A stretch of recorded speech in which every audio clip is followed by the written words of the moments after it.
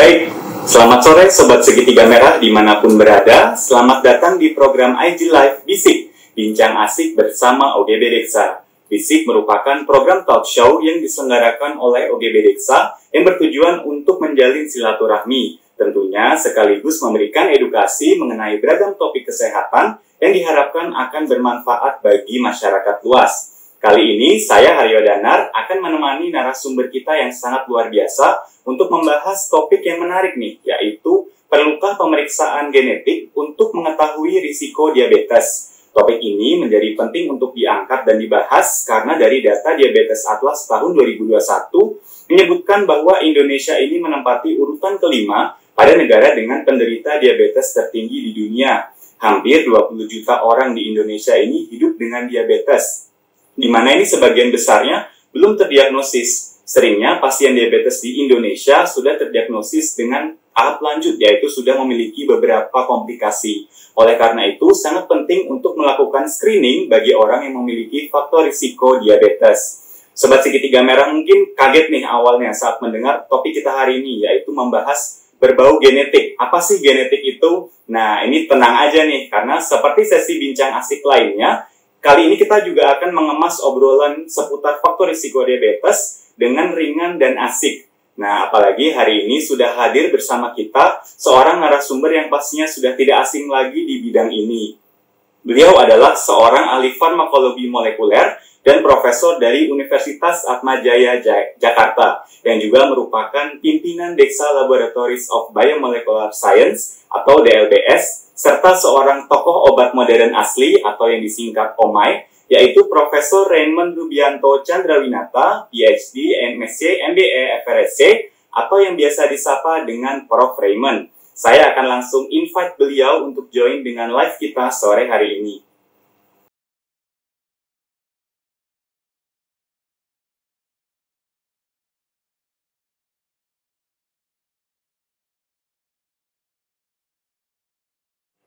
Selamat sore, Profesor Raymond. Selamat sore, Mas Aryo. Apa kabar? Baik, Profesor. Apa kabar, Prof? Baik. Ya, kita juga baik-baik di sini. Jaga diri. Sehat. Alhamdulillah. Ya, selalu, alhamdulillah. Jaga kesehatan. Alhamdulillah. Terima kasih, Prof, sudah menyempatkan waktunya nih hari ini untuk ngobrol bareng OGB Deksa. Topik sore ini kita akan membahas perlukah pemeriksaan genetik untuk mengetahui risiko diabetes, Prof?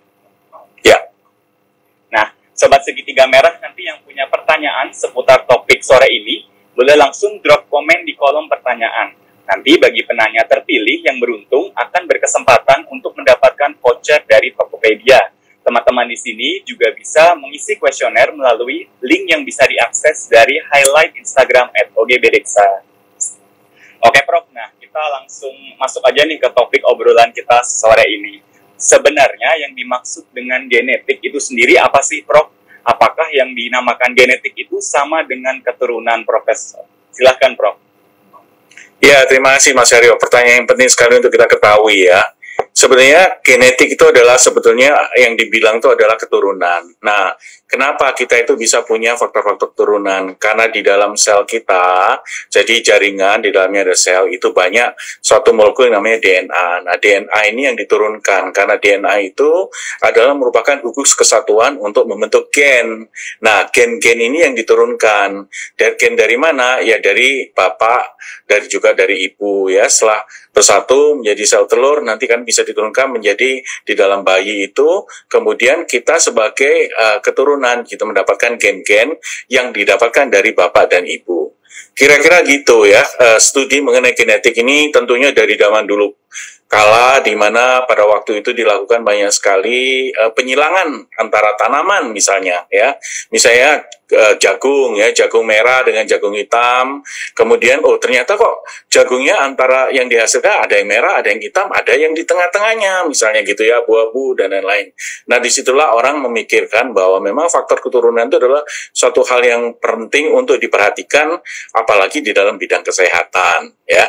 Kira-kira keturunan itu demikian. Kita pelajari mengenai bagaimana faktor-faktor itu bisa diturunkan melalui gen-gen tersebut. Baik, Prof. Jadi itu bisa bawaan gen dari orang tua ya, Prof, yang turun ke anak dan keturunannya. Dan juga Ya. studi terkait genetik ini sebenarnya juga sudah dari lama ya Prof ya, sudah distudi oleh para peneliti dan ilmuwan seperti itu ya Prof. Iya, jadi Nah, tahun oke. 1500-an itu sudah distudi sebetulnya sih, menggunakan pada waktu itu masih tumbuhan ya. Baik Prof. Nah ini penyakit keturunan atau genetik itu ada jenis-jenisnya tidak sih Prof? Jika ada tuh boleh nggak dijelaskan nih ke Sobat Segitiga Merah, apa aja sih jenis-jenis dari penyakit keturunan atau genetik itu Prof? Ya, jadi sebetulnya gen itu diturunkan, tapi tidak berarti bahwa semua gen yang diturunkan itu kan menjadi penyakit ya. Nah, namun kita tahu di dunia itu banyak sekali penyakit-penyakit yang mempunyai faktor berbasis pada faktor keturunan. Contohnya apa? Down syndrome. Itu kan anak-anak yang sebetulnya tidak berkembang secara kognitif, secara kemampuan dan lain-lain. Itu kan ada masalah dengan genetika ya. Kemudian ada lagi kesulitan bernafas yang namanya cystic fibrosis ya. Itu juga ada orang-orang pasien-pasien tertentu di mana dia mendapatkan gennya CTFR2 dan lain-lain sehingga dia mengalami masalah dengan penumpukan cairan di dalam paru-paru. Karena apa? Karena faktor keturunan itu tadi ya. Nah, kemudian kalau cystic fibrosis sebetulnya kalau di Indonesia ada tapi tidak banyak. Kebanyakan itu orang Caucasian yang kulit putih ya. Kemudian thalassemia, beta thalassemia, Indonesia bagian timur itu banyak sekali ya. Beta thalassemia itu juga faktor keturunan. Kemudian adalah sickle cell anemia di mana hemoglobinnya itu bentuknya itu adalah bentuk bulan ya, bulan sabit. Nah, itu juga faktor keturunan. Ada lagi Duchenne muscular dystrophy dan lain-lain. Jadi sebetulnya banyak sekali faktor keturunan itu didapatkan oleh pasien-pasien yang sebetulnya quote unquote agak berat ya, karena memang ini yang merupakan gen yang diturunkan dan yang diturunkan itu berfungsi untuk menyebabkan penyakit ya. Dan penyakit itu yang berat-berat biasanya itu. Baik Prof. Nah untuk penyakit-penyakit tersebut atau penyakit-penyakit terkait keturunan atau genetik ini sebenarnya bisa disembuhkan nggak sih Prof? Ya, banyak yang sekarang itu hanya diobati secara simptomatis. Karena kalau memang dasarnya penyakit keturunan yang harus kita betulkan adalah gennya sendiri itu. Nah, sampai sekarang terapi-terapi gen itu masih sedang dikembangkan.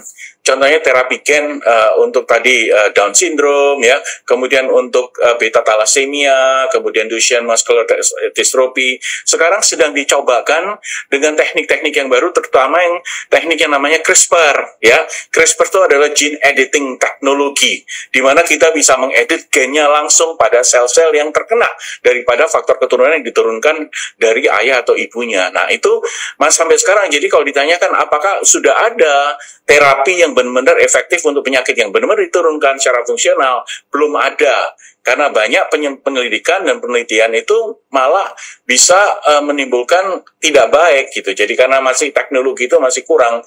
Tapi saya rasa 5-10 tahun ke depan dengan menggunakan CRISPR, dengan menggunakan gene terapi, kita akan mendapatkan, apalagi dengan menggunakan stem cell, kita akan bisa lebih baik mempengaruhi dari faktor keturunan penyakit tersebut ya.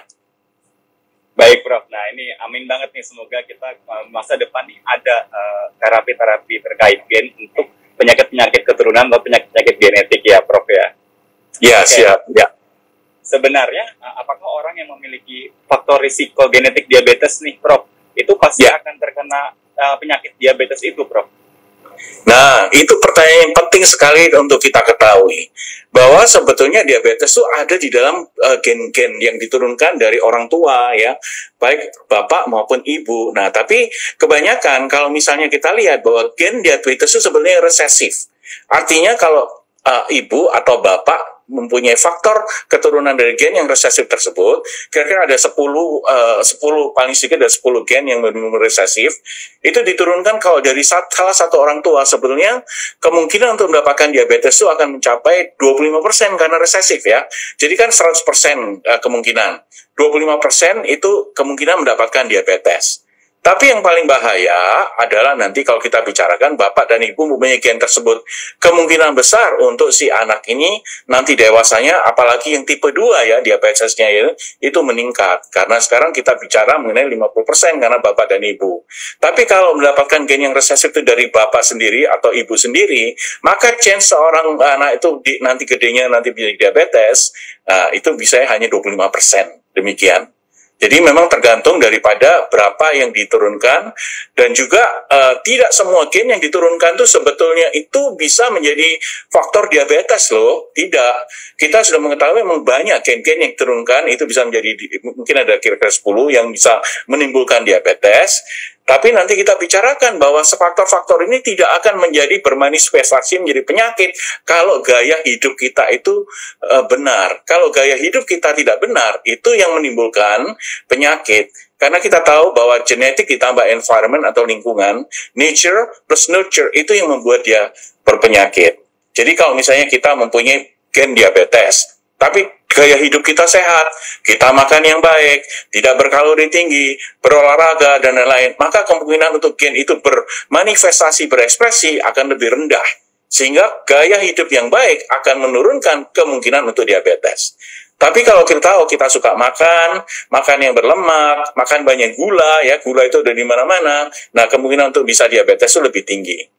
Nah, jadi dengan perkataan lain, dengan gen itu saja, belum tentu dia itu diabetes kalau kita bisa mengurangi gaya hidup kita dan memperbaiki gaya hidup kita.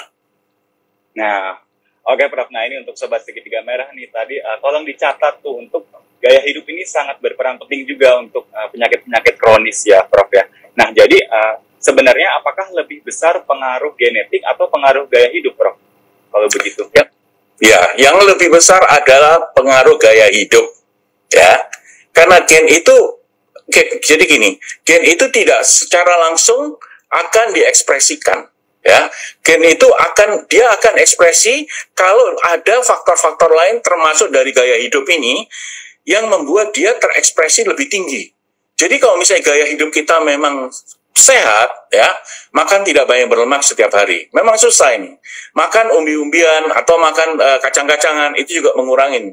Tapi rasanya kan tidak enak. Kita hidup di dunia modern, pasti kita terlena dan juga kepengen dong makan di restoran di mana-mana gitu. Jadi makanya kalau kita lihat masalah dengan diabetes ini sebenarnya masalah lifestyle, masalah psikologis, ya. Nah mau tidak mau kita memang makannya demikian, dan kecuali kalau kita benar-benar strict dan kita benar-benar mau merespons diri kita dengan cara tidak makan dan seaktif dan lain-lain, itu agak susah buat kebanyakan dari kita. Jadi tapi walaupun demikian, walaupun kita punya gen, kalau kita bisa menjaga secara baik, maka sebetulnya penyakit diabetes, penyakit lifestyle itu tidak diekspresikan. Artinya dia tidak akan seseorang tidak akan mendapatkan diabetes.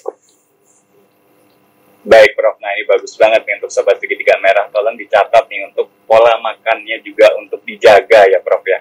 Jadi kedepannya kita juga bisa terhindar lah dari penyakit-penyakit kronis atau penyakit-penyakit berat lainnya. Nah Dok, Profesor, nah ini sebenarnya penting nggak sih Prof kita semua memeriksakan risiko diabetes melalui pemeriksaan genetik? Ya, jadi kalau dengan apa yang kita udah diskusikan hari ini, ya, sebenarnya pemeriksaan genetik itu bisa dilakukan, dan kalau kita pengen tahu apakah benar-benar kita itu mempunyai faktor-faktor risiko untuk mendapatkan penyakit diabetes, ya itu boleh dilakukan. Tapi saat ini tes itu belum menjadi mainstream. Artinya kalau kita ke dokter, kita ke laboratorium, itu permintaan ekstra. Karena apa? Yang menjadi mainstream sekarang itu adalah pemeriksaan darah dan lain-lain. Itu yang bisa menunjukkan. Nah, kalau menurut saya saat ini kalau benar-benar tidak perlu, mending kita periksa darah, gula darah puasa, gula darah postprandial, ya, itu akan menentukan apakah kita itu di mana staging daripada kemungkinan pradiabetes kita atau menjadi diabetes. Itu lebih penting saat ini karena testing itu lebih mainstream, lebih mudah dijangkau dan lebih murah. Nah, kecuali kalau kita mempunyai ekses uang lebih tinggi, kita boleh memeriksakan diri, misalnya di satu laboratorium, untuk apakah saya mempunyai gen-gen diabetes? Boleh juga. Bahkan lebih ekstrim dari itu, kita bisa ke suatu laboratorium menunjukkan bahwa, oh, makanan apa yang cocok saya apabila saya mempunyai gen diabetes ini ya? Apakah saya harus makan demikian? Itu ada tesnya namanya nutrigenomics ya. Nah itu dengan kita bisa mendapatkan tes makanan yang paling tepat untuk mengurangi diabetes kita, risiko diabetes. Atau apabila seseorang sudah diabetes, makanan apakah yang cocok untuk penderita diabetes? Nah itu bisa lewat tes genetik dari genomik tersebut ya, nutrigenomic namanya. Tapi kalau perorangan banyak on the mainstream, sebaiknya ya ketahuilah gula darah dulu, ya, gula darah seberapa tinggi, postprandial maupun gula darah puasa itu sudah menentukan banyak sekali, membantu kita sekali untuk mendiagnosa diabetesnya. Baik, Prof. Ini menarik sekali nih, ada yang namanya neutral genomik ya, Dok ya. Prof ya. Ya. Jadi untuk mengetahui kita makan apa nih yang cocok dengan penyakit kita dan faktor risiko kita seperti itu. Nah, ya. Kemudian terkait sampel untuk pemeriksaan genetik ini, sampel apa aja sih, Prof, yang biasa diambil untuk pemeriksaan genetik? Ya, kalau memang kita mau memeriksakan diri sebetulnya, yang biasa kita pakai itu bisa dari darah, bisa dari rambut, bisa dari kulit, bisa dari jaringan-jaringan, ya. Tapi yang sekarang yang paling gampang adalah buccal swab. Artinya kita akan melakukan swabbing yang ada di dalam mulut, karena di dalam mulut ini banyak jaringan epitel, itu buccal, daerah buccal namanya, kita ambil selnya, kemudian kita nanti kirim ke laboratorium untuk diperiksa genetiknya. Nah, di dalam laboratorium, genetik sampel tersebut akan dianalisa dengan menggunakan DNA sampel dan akhirnya sequencing daripada DNA tersebut.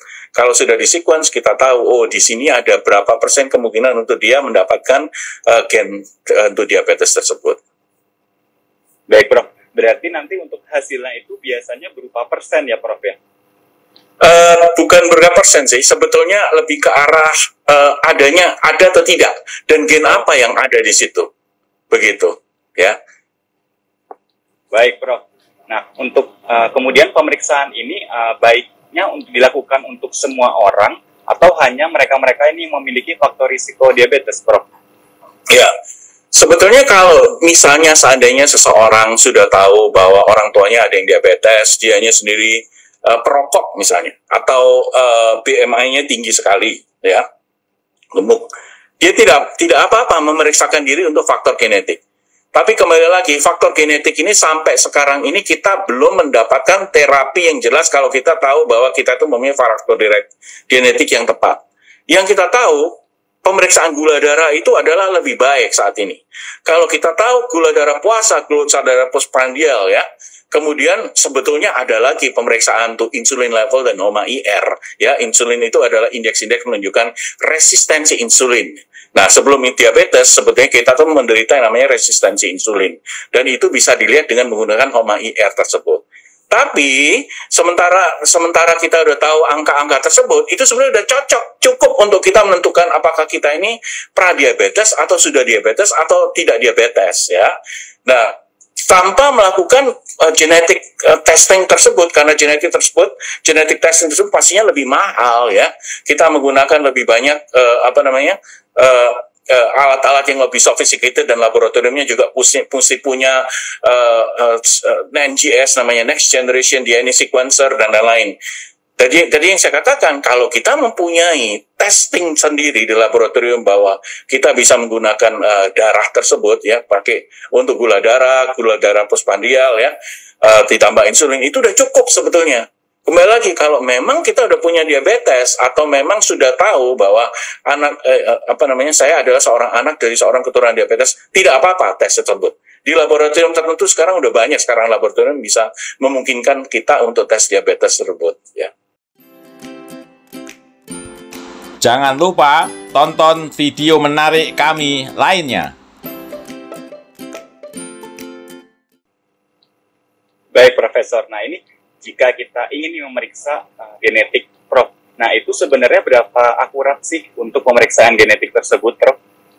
Iya, jadi seberapa akurat sebetulnya, kembali lagi saya katakan, kalau kita punya gen untuk diabetes ini bukan berarti kita akan diabetes loh. Itu kembali saya katakan, karena hanya untuk diabetes, maka yang lebih penting adalah gaya hidup kita, bukan testing genetiknya. Nah, ini bisa kita lihat ya, ada satu, misalnya saya ceritain, ada satu paper mengatakan begini, ini dari Jerman nih papernya, percobaan pada tikus, ya, jadi tikus yang dua-duanya ayah dan ibunya tikusnya itu adalah gemuk dan diabetes, ya, jadi dia punya gen kan anaknya kan. Nah, sekarang kalau dia, in teori, sekarang kalau ibunya dan ayahnya ini dibuat menjadi embrio, sekarang kita implantasi pada tikus yang tidak diabetes. Jadi dia lean, artinya dia kurus dan tidak mempunyai diabetes. pertanyaannya, apakah embrio tersebut akan menjadi anak tikus yang menjadi diabetes? Ternyata tidak. Jadi pengaruh daripada gen dan pengaruh pada kehamilan itu juga besar. Sehingga sampai dikatakan bahwa gen itu sebenarnya kalah pengaruhnya dengan lingkungan. Nah, kalau kita lingkungan di mana dia dibesarkan di dalam uterus ibu yang tidak diabetes, maka walaupun dia punya gen diabetes, tidak menjadi diabetes. Nah, kalau anak tikus ini kita besarkan lagi dengan cara dia dikasih makanan berkalori tinggi dan lain-lain, dia malah jadi diabetes. Artinya apa? Artinya bahwa pengaruh daripada gaya hidup ini adalah lebih tinggi daripada hanya sekedar genetik. Makanya saya katakan, kalau kita tahu cara mengatur gaya hidup kita, sebetulnya kita tidak perlu tes genetik, kecuali kita pengen tahu sekali, ya. Nah, ini kalau untuk diabetes tidak perlu, tapi saya katakan untuk tes-tes penyakit kronik yang lain, mungkin dalam keadaan ke depan, kita akan harus mengetes tes genetik, tapi sekarang untuk diabetes, kita tidak perlu saat ini. Tidak urgent artinya. Ya, tidak urgent. Nah, yang paling penting adalah tetap pola gaya hidup yang sehat ya, Prof ya. Ya, betul. Mereka yang mungkin memiliki risiko terkena diabetes ini jangan takut dulu nih, karena bisa saja itu tidak terkena karena kita memiliki pola gaya hidup yang lebih sehat. Jelas, yes, ya. Baik, Prof. Nah, ini berarti tadi contohnya jika seseorang ini kan melalui pemeriksaan genetik, kemudian mendapatkan hasil memiliki risiko terkena diabetes. Namun orang tersebut ini dapat berhasil mengontrol gaya hidupnya yang lebih sehat dan tidak terkena diabetes. Nah, ini berarti anaknya atau keturunannya ini bisa memiliki risiko penyakit diabetes lagi tidak, Prof? Bisa, kalau si anak kembali lagi gaya hidupnya lagi, ya. Iya. Jadi ini kan kembali tadi kita udah bicarakan mengenai tadi ya, penyakit yang kayak misalnya cystic fibrosis, itu atau Duchenne muscular dystrophy dan lain-lain. Itu adalah gen yang diturunkan, dan gen yang diturunkan itu akan selalu membawa penyakit. Ya, kalau diabetes tidak, gen diturunkan, tapi belum tentu membawa penyakit. Jadi ada dua macam penyakit genetik. Yang pertama yang pasti mendapatkan penyakit, yang kalau diabetes ini belum tentu menjadi penyakit. Nah, bagaimana dia bisa berekspresi? Ya kalau gaya hidupnya kita tidak benar. Begitu. Jadi bukan karena ibu dan bapak saya diabetes, pasti saya diabetes. Belum tentu loh. Karena ini resesif gene dan chance-nya 25%. Dia akan menjadi meningkat kalau gaya hidup kita tidak terkendali. Baik, Prof.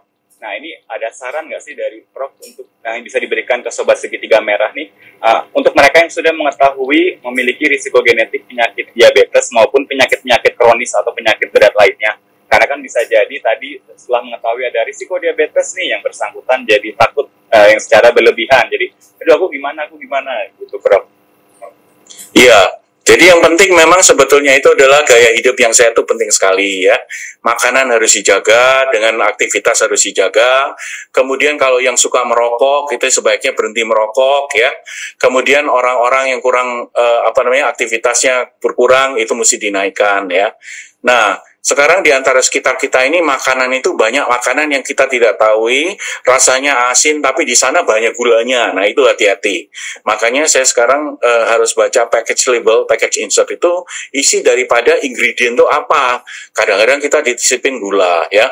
Makanan yang berlemak juga, karena berlemak itu kita bisa store di dalam tubuh kita bisa simpan lama-lama, juga kita mengalami yang disebut sebagai lipoadipositas, terutama yang ada di daerah perut ya. Nah, itu juga akan menimbulkan diabetes. Nah, itu adalah hal-hal yang kita bisa hindari. Memang itu tidak mudah. Kenapa? Itu lebih ke arah psikologis ya. Dan kalau kita tahu bahwa psikologis itu akan lebih susah untuk menurunkan dibandingkan dengan faktor-faktor yang kita bisa perbaiki ya. Baik, Prof. Nah, ini udah jelas banget nih pesan dan saran dari Prof Raymond nih. Jadi, untuk pola gaya hidup yang sehat, termasuk pola makan yang sehat, ini perlu juga kita memperhatikan ingredient dari bahan-bahan makanan yang akan kita konsumsi. Kemudian juga olahraga yang cukup ya, aktivitas fisik yang cukup juga ya, Prof ya. Nah, oke. Ya.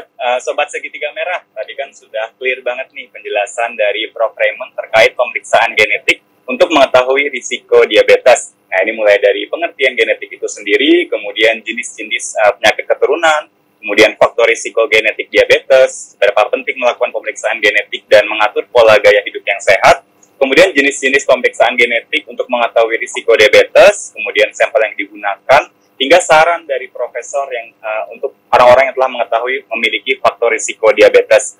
Nah, baik Prof, di sini kita sudah ada beberapa pertanyaan dari Sobat Segitiga Merah. Saya akan mulai pilih untuk dijawab langsung oleh Prof. Raymond.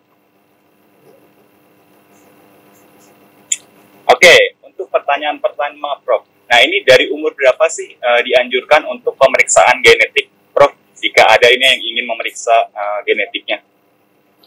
Ya, kembali lagi, kita itu untuk memeriksa, kita kepengen tahu untuk penyakit keturunan apa, ya. Misalnya saja itu kan penyakit diabetes, penyakit keturunan itu bukan hanya, orang yang bilang itu bukan hanya diabetes loh ya. Yang risiko-risiko keturunan, misalnya ada kanker, contohnya breast cancer, kemudian colon cancer itu juga ya, kanker usus besar ya, itu juga. Kemudian penyakit-penyakit neurodegeneratif, contohnya Alzheimer's, penyakit Parkinson dan lain-lain, itu apakah bisa diturunkan? Nah, sebetulnya kalau secara teori kalau kita mau tes sepagi mungkin umur 30-an, umur 35-an ya. Ingat Angelina Jolie waktu itu ya. Angelina Jolie itu melakukan double mastektomi, kedua payudaranya dihilangkan karena dia tahu bahwa dia mempunyai BRCA gene 1 and 2 yang ketahuan bahwa BRCA itu juga pasti akan diekspresikan menjadi suatu penyakit kemungkinan besar. Jadi makanya dia melakukan radical mastektomi. Nah, itu bisa dilakukan pada waktu kalau kembali lagi kalau seseorang punya uang untuk melakukan itu, tidak ada salahnya untuk melakukan dan harus dibaca oleh seorang yang mengerti, seorang dokter yang mengerti bagaimana peran daripada gen-gen ini nanti satu hari akan diekspresikan demikian ya. Tapi kembali lagi, kalau kita hanya nunjuk dengan yang kita bicarakan dari diabetes, saya katakan tidak perlu melakukan tes genetik hanya untuk diabetes. Tapi kalau kita kepengen tahu bahwa orang tua saya mempunyai mempunyai problem dengan Alzheimer sekarang, penyakit demensia, penyakit fungsi luhur, apakah saya akan bisa mendapatkan itu? Karena saya sudah lama melihat orang tua saya dan caregiver, saya sebagai caregiver itu susah, saya pengen tahu. Nah, itu boleh dilakukan sedini mungkin, umur 30, umur 35 kita lakukan, kita mendapatkan data-data itu sehingga kita akan lebih hati-hati ke depannya bagaimana menyikapi hidup ini supaya kalau suatu hari gen ini bisa diekspresikan gitu. Baik Prof, jadi untuk pemeriksaan genetik untuk diabetes ini sebenarnya juga belum begitu urgent seperti itu ya. Lebih urgent untuk penyakit-penyakit genetik yang lebih berat seperti Alzheimer, cancer, dan terutama kanker ya. Kanker, betul. Baik, untuk pertanyaan kedua, nah, apakah pemeriksaan genetik ini juga bisa mendeteksi penyakit kronis lain? Tadi mungkin sudah bisa dijawab oleh Prof. Raymond tadi ya. Jadi memang ada beberapa penyakit kronis lainnya seperti cancer dan Alzheimer dan penyakit-penyakit kronis lainnya ini bisa diperiksa melalui genetik ya, Prof ya? Iya. Saya tambahkan ya Mas Aryo, jadi kemungkinan ke depannya memang saat ini tes genetik itu belum menjadi mainstream testing, itu bukan menjadi suatu diagnosa untuk kita memastikan bahwa dengan adanya gen-gen tertentu itu menjadi diagnosa penyakit tertentu, belum. Tapi ke depannya sekarang ini mengarah kepada kedokteran presisi. Kedokteran precision medicine itu menunjukkan bahwa satu hari seseorang itu akan diberikan dosis terapi yang benar-benar mempunyai dosis yang cocok untuk orang tersebut. Jadi contohnya ada beberapa obat-obat kanker sekarang ini yang dosisnya tidak tepat, maka kita tidak bisa mengurangi progresivitas daripada kanker tersebut.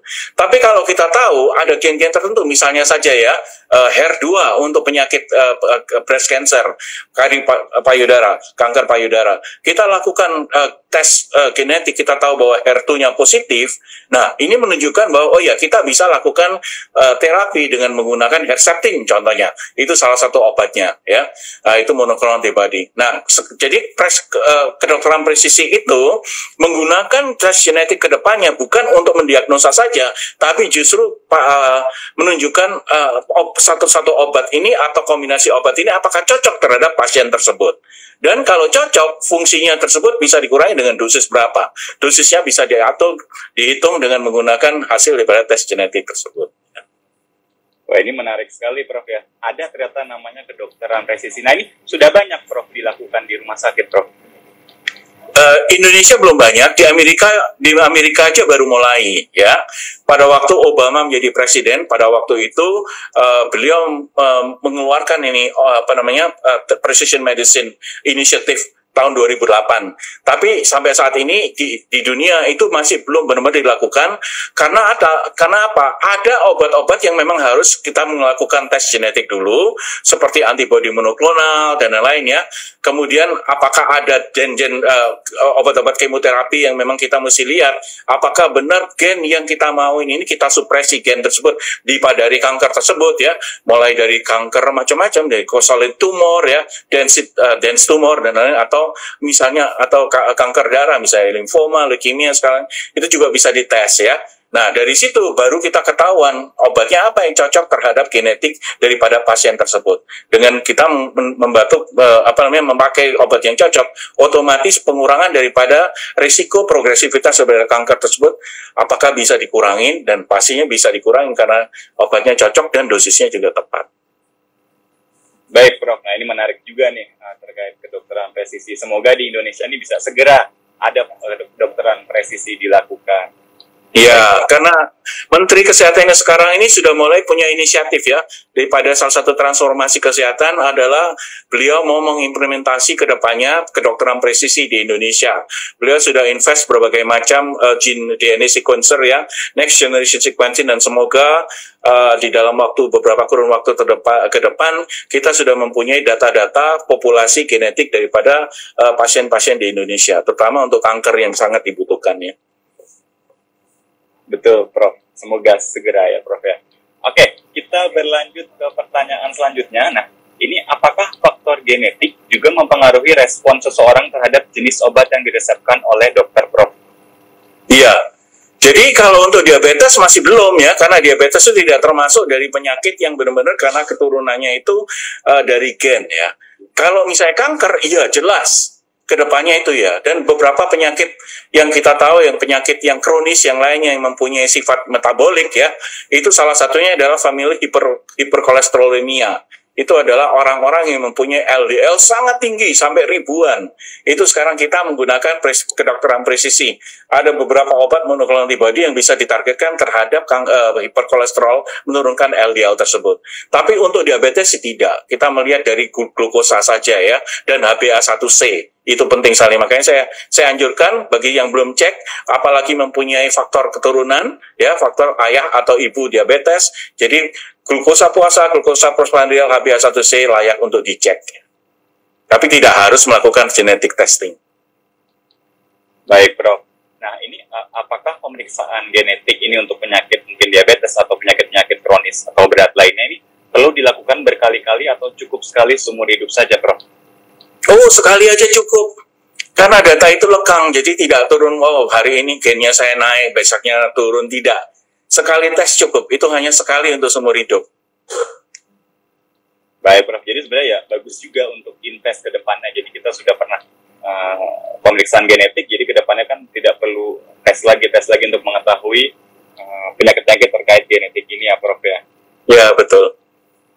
Makanya harganya agak mahal ya, karena testernya juga ngitung ya, cuman tes sekali cukup.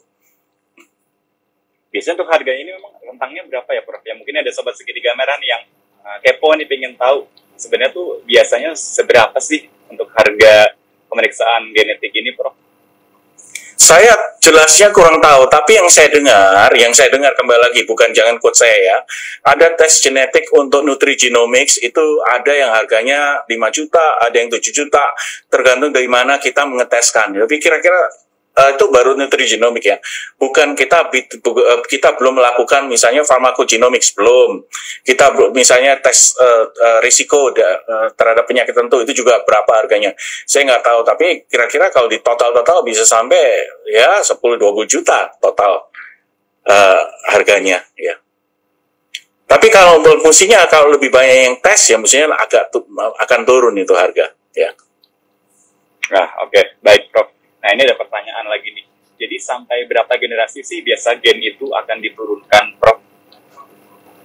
Oh, gen itu akan terus diturunkan karena kita tidak sendirian, apalagi kalau orang yang sudah berkeluarga kan pasti nanti ada dari faktor dari istri dan suami kan.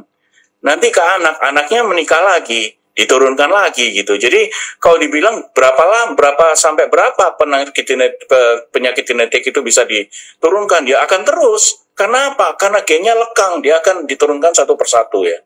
Tinggal sekarang kita akan bisa nggak memengaruhi gaya hidup ya. Nah, tadi itu sebenarnya saya lupa mengatakan. Kalau kita bisa meningkatkan atau mengurangi gaya hidup ya, jadi masalah misalnya kita olahraga, itu sebetulnya gen-gen yang tadinya berisiko untuk mendapatkan penyakit tertentu, itu bisa disupresi. Nah, namanya ini adalah kita melakukan perubahan ekspresi daripada itu. Nah, ini namanya epigenetics. Artinya kita melakukan sesuatu untuk mensupresi. Tadinya gen yang sudah diturunkan, 25% karena dia resesif, kita supresi ekspresinya sehingga pada anak tersebut tidak menjadi diabetes. Itu mungkin saja terjadi. Tapi kembali lagi, tidak mudah dan membutuhkan kemauan yang tinggi, karena supresi ini ada lebih banyak gaya hidup yang dirubah dan juga psikologis. Faktor-faktor psikologis itu penting sekali bahwa kita harus bisa menguasai daripada emosi kita dan lain-lain. Untuk mensupresi lewat epigenetics itu. Baik, Prof. Jadi tadi untuk yang supresi gen terkait penyakit ini, kita supresinya menggunakan pola gaya hidup yang sehat ya, Prof, ya? Bukan menggunakan suatu obat-obatan. Iya, kebanyakan pola gaya hidup yang sehat.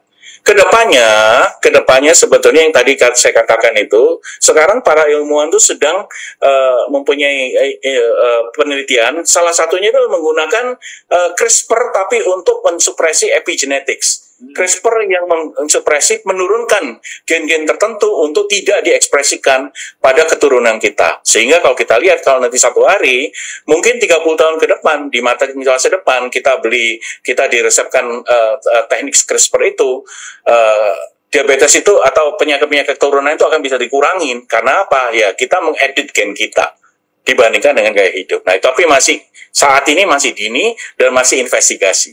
Ya. Baik, Prof. Semoga kedepannya akan segera ada untuk terapi-terapi terkait CRISPR dan lainnya ya, Prof, ya.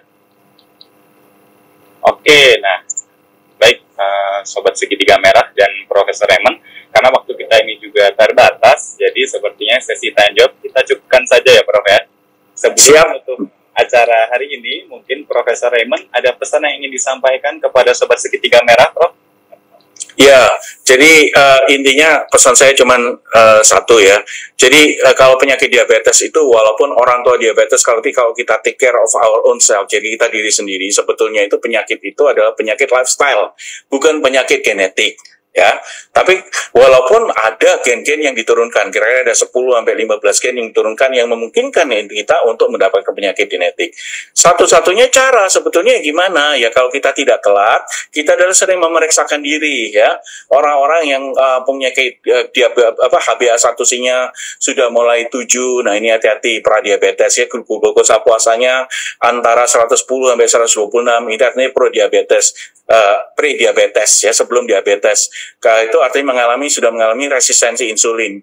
Kalau kita biarkan, kita mendapatkan glukosa puasa 110 sampai 126 itu, kita biarkan dengan masih makan yang banyak karbohidrat dan lain-lain, itu akan menjalar progresivitas menjadi diabetes. Satu-satunya cara yang mengurangi makan. Bagi Anda yang belum diabetes, mencegah untuk menjadi penyakit diabetes, Anda lebih baik untuk menggunakan lifestyle, diet dan exercise ya. Nah, bagi yang sudah diabetes, tidak perlu lagi ya, kedua-duanya tidak perlu tes genetika. Karena itu untuk diabetes tidak memberikan kepastian bahwa saya akan mendapatkan diabetes atau mengurangi diabetes kita. Justru yang lebih penting adalah profil gula darah kita, HbA1c dan glukosa puasa.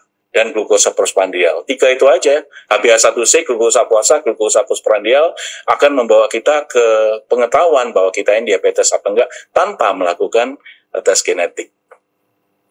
Baik, Prof. Ini bagus banget nih pesan-pesan untuk Sobat Segitiga Merah di rumah dan dimanapun berada. Jadi untuk mengetahui kita memiliki diabetes atau tidak harus menggunakan pemeriksaan genetik, tapi bisa menggunakan pemeriksaan darah tadi seperti HbA1c, kemudian glukosa puasa dan postprandial. Nah, ini juga penting banget nih screening dari dini ya, Prof, ya, jika kita memang merasa sudah ada faktor resiko diabetes dari orang tua atau mungkin sadar nih saya pola hidupnya ini belum begitu sehat dan masih banyak makan sembarangan dan kurang olahraga dan sebagainya. Jadi jika bisa kita melakukan screening dari awal agar nanti setelah terdiagnosis dari dokter ini tidak terlambat dan tidak mengetahui diabetesnya sudah memiliki penyakit penyerta atau penyakit komplikasi, karena nantinya bisa lebih berat lagi pengobatannya ya Prof ya.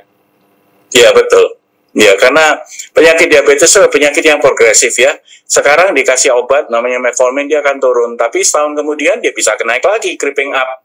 Terus kemudian dikasih obat kedua, dia turun sebentar, setahun, 2 tahun, nanti naik lagi. Karena proses progresif disease ya. Pada satu hari kita akan menggunakan insulin ya untuk menurunkan diabetes. Jadi kalau sebelum diabetes, sebaiknya menjaga diri agar supaya tidak menjadi diabetes.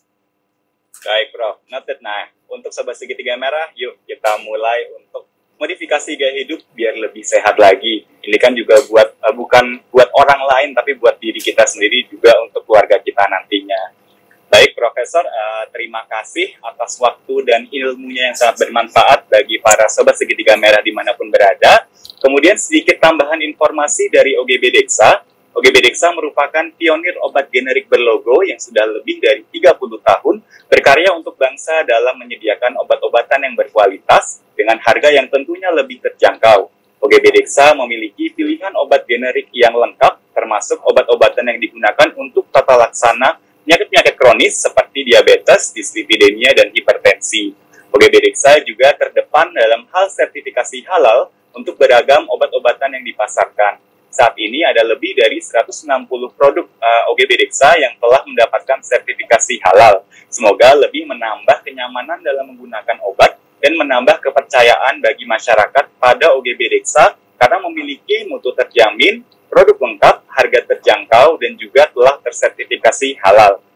Sekali lagi, Sobat Segitiga Merah dimanapun berada yang menyaksikan IG Live ini, jangan lupa mengisi kuesioner melalui link yang bisa diakses dari highlight Instagram @OGBDexa. Dan tentunya jangan ketinggalan untuk menyaksikan rangkaian IG Live dan konten-konten OGB Dexa lainnya yang jadwalnya akan kami update di Instagram @OGBDexa. Juga mengingatkan tadi teman-teman yang sudah bertanya dan pertanyaannya dipilih untuk ditanyakan kepada Prof. Raymond dapat menghubungi di Instagram @OGBDexa melalui direct message atau DM. Oke, tetap sehat dimanapun berada. Salam dari kami OGB Dexa, segitiga merahnya bikin hemat.